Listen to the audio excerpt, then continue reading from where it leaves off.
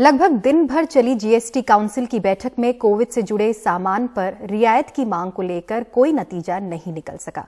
बेशक कुछ रियायतें बढ़ा दी गई, लेकिन वैक्सीन दवाओं के टैक्स हटाने का मामला जीओएम के पास भेजने का फैसला करना पड़ा।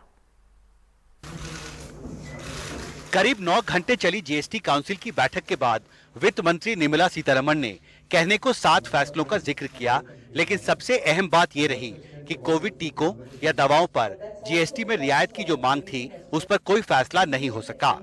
अब इसके लिए मंत्री समूह बनेगा जो 10 दिन में अपनी रिपोर्ट देगा।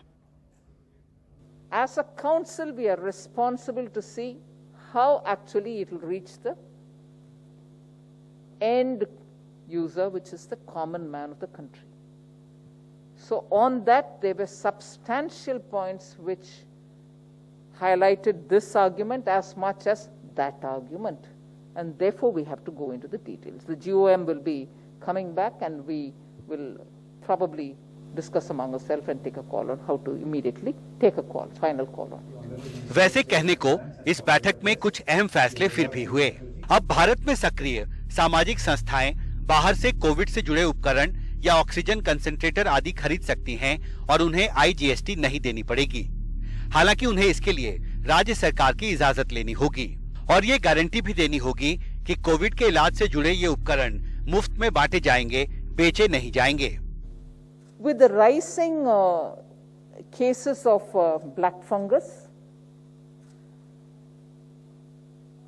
a particular medicine which is required for it called amphotericin B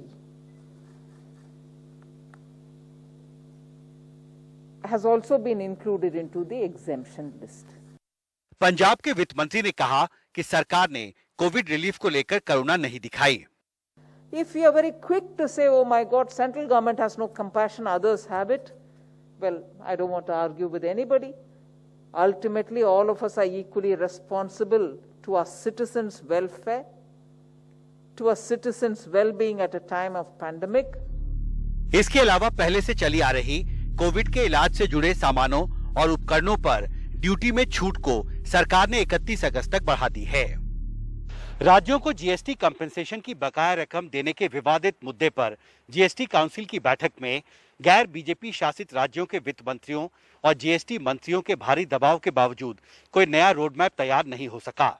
हालांकि राजस्व सचिव तरुण बजाज ने यह माना कि इस साल जीएसटी कंपनसेशन की जो बकाया रकम है वो 1,58,000 करोड़ तक रह सकती है और इस शॉर्टफॉल की भरपाई के लिए सरकार को आरबीआई की पिछले साल की तरह मदद लेनी होगी। अब यह तय किया गया है कि जीएसटी कंपनसेशन के मुद्दे पर जीएसटी काउंसिल की एक स्पेशल सेशन बुलाई जाएगी, जिसमें इस विवाद को सुलझाने के अलग-अलग विकल्पों पर विस्तार से चर्चा होगी। दिल्ली से पवन के साथ हिमांशु शेखर, एनडीटीवी इंडिया।